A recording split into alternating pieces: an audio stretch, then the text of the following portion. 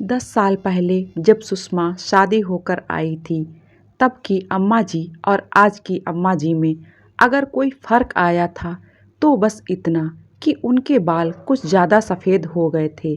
लेकिन इस बार जब एक हफ्ते पहले अम्मा जी को बुखार आया तो उतरा ही नहीं। बाबूजी तो पहले से ही काफ़ी कमज़ोर थे और दिल के मरीज भी थे, इसीलिए सुषमा पर ही सारा भार आ पड़ा। बाबूजी ने रणवीर को फ़ोन भी किया, लेकिन बाबूजी रिजर्वेशन एक हफ्ते के बाद का है, तुरंत तो मिलेगा नहीं, रिजर्वेशन मिलते ही आ जाऊंगा कहकर रणवीर ने अपनी मजबूरी जाहिर कर दी। वैसे रणवीर की बात भी ठीक थी, अब 2000 किलोमीटर दूर से कोई बिना रिजर्वेशन के आ भी कैसे सकता है। देखो, कोविड फैला हुआ है, तुम अम्मा जी का टेस्ट करा लो। बाबूजी ने जब तीसरे दिन कहा तो सुषमा सोच में पड़ गई। जेठ जी तो पटना में बैठे हुए थे और पिछले हफ्ते ही लंबी बीमारी, कंप्लीट बेड रेस्ट बताया था। उन्हें फ़ोन करना बेकार था।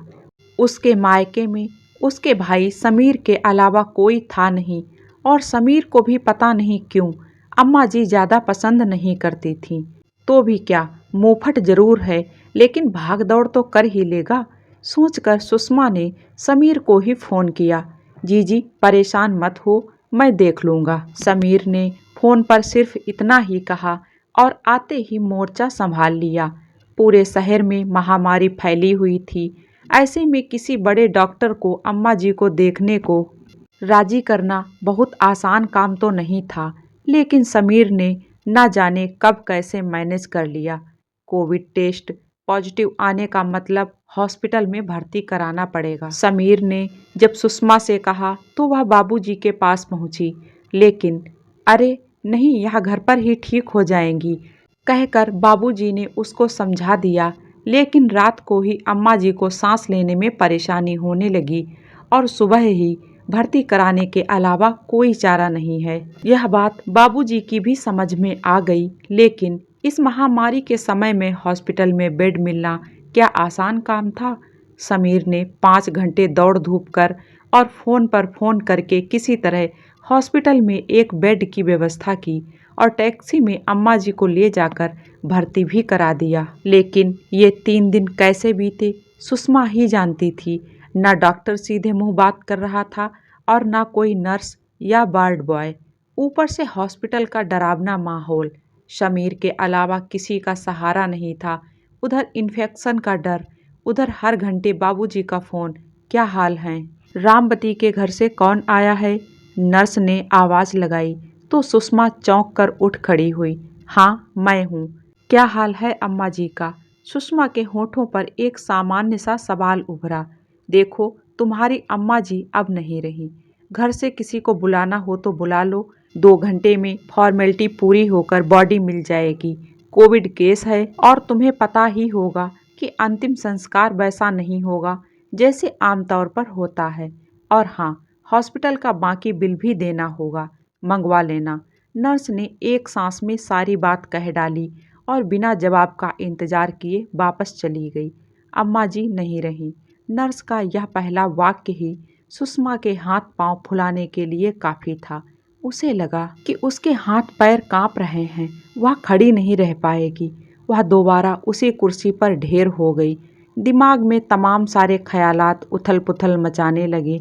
जेठ जी अभी बीमारी से उठे हैं और कोविड केस में तो वैसे भी अंतिम संस्कार जल्दी से जल्दी करना पड़ता है। उधर प्रदीप के आने का तो सवाल ही नहीं, और बाबूजी भी कौन सा बिस्तर से उठने के लायक हैं। उन्हें भी तो परसों बुखार हो गया था। वह तो उनकी हिम्मत है जो अपने आप को संभाले रहते हैं, वरना क्या होगा, कैसे होगा। सुषमा को कुछ भी समझ में नहीं आ रहा था। क्या हुआ जीजी, बहुत परेशान हो।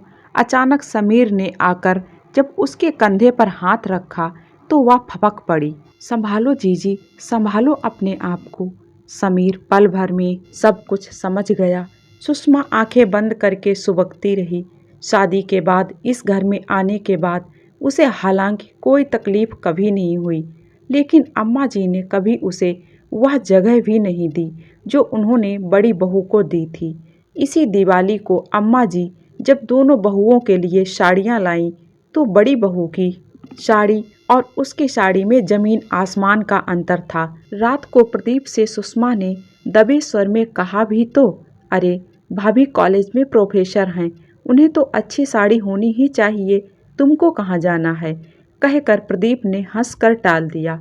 एक साड़ी क्या, जब भी मौका मिलता या दोस्तों रिश्तेदारों के सामने अगर कभी प्रशंसा करने की बात आती या बहुओं के बारे में कोई पूछता तो अम्मा जी बड़ी बहू की शान में इतने कसीदे पढ़ती कि उसे अपना छोटापन अपने आप महसूस होने लगता। माना कि बड़ी बहू के घर से ज़्यादा नगद आया था, लेकिन शादी के 2 साल बाद ही वह ट्रांसफ़र करवाकर पटना चली गई। तब से अम्मा जी बाबूजी की सेवा, रिश्तेदारों को देखना, आने जाने वालों का ख्याल रखना, यह सब कौन कर रहा है। लेकिन अम्मा जी को कभी यह नज़र नहीं आया। छी, जो चला गया उसके बारे में क्या सोच रही हूँ। सुषमा ने अपने आप को कोसा। 1.5-2 घंटे भी हो चुके थे, बॉडी मिलने ही वाली थी। सुनो, इनके घर से कोई और आया। इनके हस्बैंड तो होंगे ना, या बेटे होंगे, उन्हें बुला लो। अब बॉडी के साथ तो ज़्यादा से ज़्यादा 1-2 आदमी ही जाएंगे, रस्में कौन पूरी करेगा। नर्स ने आकर फिर सुषमा को टोका।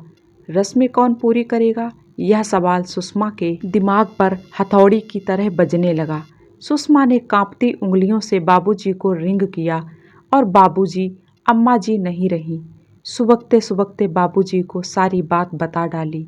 बाबूजी चुपचाप सुनते रहे और जब बोले तो लगा कि कहीं दूर से आवाज़ आ रही है। देखो बेटा, रणवीर और प्रदीप यहाँ नहीं हैं और ना ही बॉडी को उनके लिए रोका जा सकता है, और मैं तो शायद घर से बाहर गेट पर भी नहीं आ पाऊँगा। कहते कहते फ़ोन पर ही बाबूजी का गला भर्रा गया। बाबूजी, सुषमा को समझ में नहीं आया कि आखिर बाबूजी को तसल्ली दे तो कैसे दे। देखो बेटा, मैं तुम्हारी स्थिति को समझ रहा हूँ। मैं बहू बेटी में कोई अंतर नहीं समझता, इसीलिए बिना किसी संकोच के अंतिम संस्कार की सारी रस्में तुम्हें ही निभानी हैं। और मैं यह भी जानता हूँ कि मैं भी बस 2-1 दिन का ही मेहमान हूँ। मेरी तुमसे यही रिक्वेस्ट है कि प्रदीप, रणवीर आ भी जाएं तो भी मेरे अंतिम संस्कार की रस्में तुम ही निभाओगी। मैं ईश्वर से यही प्रार्थना करूँगा कि अगर कहीं पुनर्जन्म होता है तो अगले जन्म में तुम मेरे घर बेटा बनकर ही जन्म लेना।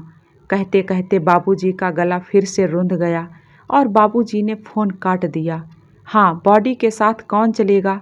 बॉडी बाहर निकालते निकालते वार्ड बॉय ने आवाज़ लगाई, मैं चलूँगी। सुषमा उठ खड़ी हुई। आप? वार्ड बॉय को झटका सा लगा। क्यों, मैं इनकी छोटी बहू हूँ, क्या मैं नहीं चल सकती। सुषमा के स्वर में दृढ़ता थी। नहीं, वह बात नहीं, लेकिन वहाँ जो रस्में वगैरह होती हैं वह। वार्ड बॉय को अब भी कुछ समझ में नहीं आया। वह भी सब मैं ही करूँगी। सुषमा के स्वर में अब गंभीरता भी थी। मेरा मतलब इनके पति या लड़के वगैरह नहीं है क्या। वार्ड बॉय अब भी मानने को तैयार नहीं था।